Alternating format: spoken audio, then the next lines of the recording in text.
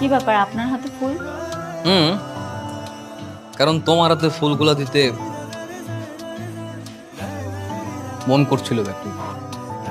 বাপ রে, এ তো দেখি একদম কবি কবি ভাব। খালি কবিতার অভাব।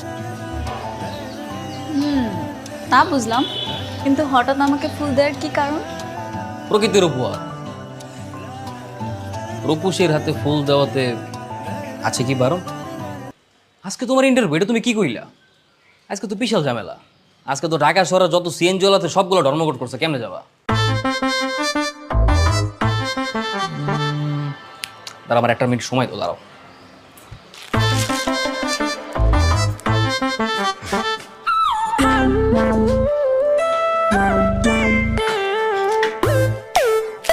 আমাকে কি তাহলে হেঁটে যেতে হবে?